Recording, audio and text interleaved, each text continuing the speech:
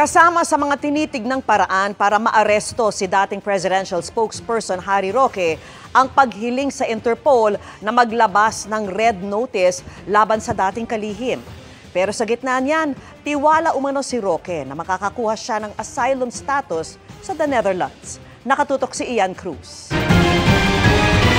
Iba't ibang opsyon ang tinitingnan ng mga otoridad sa Pilipinas kung paano maaresto si dating presidential spokesperson Harry Roque, ayon kay Department of Justice spokesperson Miko Clavano. Kasama sa mga opsyong ito ang paghiling sa Interpol o International Criminal Police Organization ng paglalabas ng Red Notice Alert laban sa dating kalihim. Laman ng Red Notice ang kahilingan ng isang bansa sa ibang mga member countries na hanapin at arestuhin ang isang pinaghahanap na tao.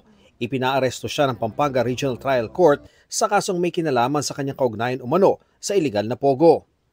Huling nakita si Roque sa the Netherlands kung saan siya humihingi ng asylum dahil sumasailalim umano siya sa political persecution sa Pilipinas.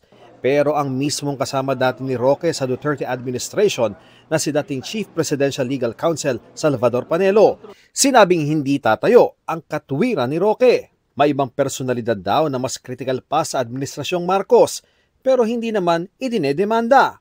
Sabi ng Malacanang, mukhang si Atty. Harry Roque na lang naman ang naniniwala sa kanyang pananaw na may political persecution. Sa gitna nito, tiwala si Roque na makakakuha siya ng asylum status sa Netherlands kung saan ngayon nakapiit si dating Pangulong Rodrigo Duterte sa detention facility ng International Criminal Court. Hindi nyo ako makukuha habang nakabindin itong asylum nito dito sa Netherlands. At siyempre, dahil walang kakwenta-kwenta yung resolution laban sa akin na nagsampa ng kaso na non-bailable, siguradong magagrant po yan. Para sa GMA Integrated News, Ian Cruz, nakatutok 24 oras.